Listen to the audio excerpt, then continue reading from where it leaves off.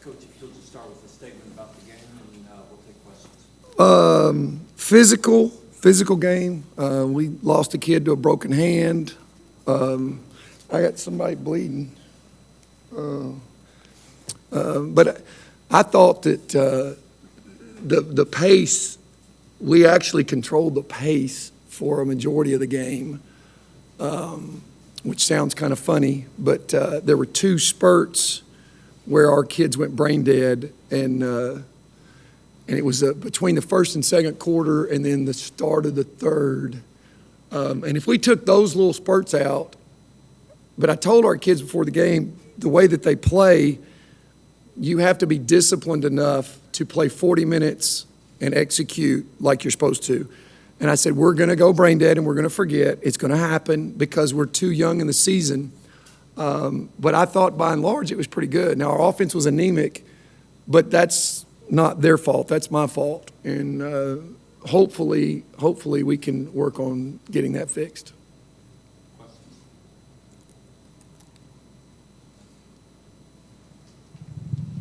Coach, the game did get a little bit chippy. How did your player break? When you said player broke a hand, you meant in this game? How did that occur? Does she want me to answer it? As nicely as possible. Okay. She had the ball and somebody tried to get it and touched her with enough force to break her hand.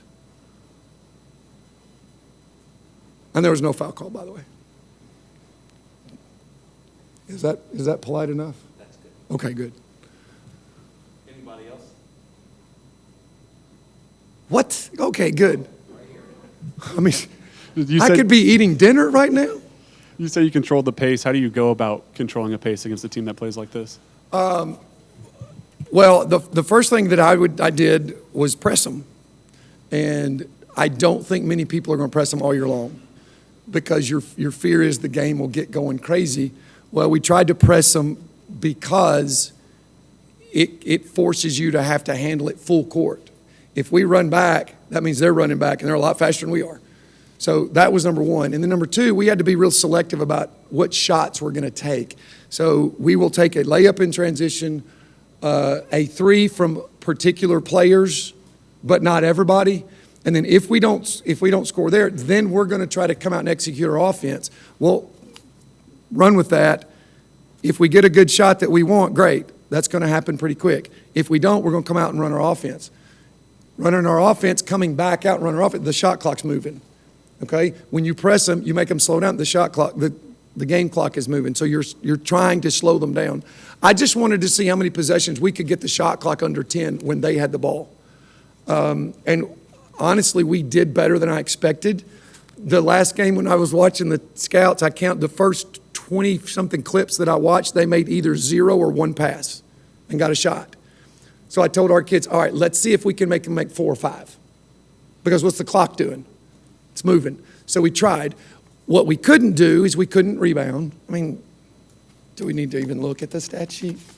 We'll take a look. So 33 offensive rebounds for them, and we got 28 total. Yeah, we couldn't rebound with them. We can't jump with them. So that's that's going to kill you. So what can you control? Well, we can control when we have the ball. So it's hard to do it. They made adjustments on their press, which I tried to tell my point guard. They made adjustments on the press because you were handling the press. Well, she freaked out. And that's okay, but they're going to make adjustments when we handle something very well. And they make great adjustments, and it would cause us some problems. Coach, the last time these two played was 2012, of course, and when Pat Summitt's final season. How did this game, so it's been, almost 12 years since they played. How did this game come about? We've been trying to play for 12 years. Honest. And we just haven't been able to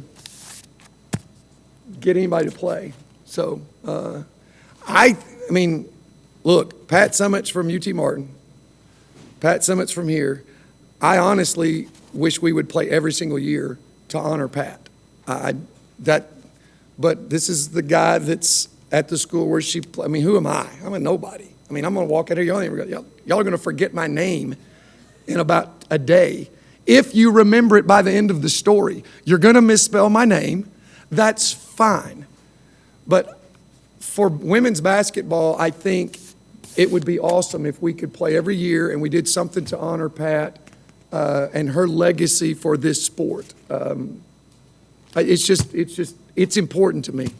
So how did this game come about? Who was first to? They were desperate for a game because somebody dropped them. And so they called us and said, hey, will y'all play? So I called somebody and dropped a game or moved it a year to get this game to happen because I thought it was that important for Pat. Your team had some success in transition to the third quarter. I think 10 of your 17 points were on fast breaks. Just what was working so well for you guys in the third?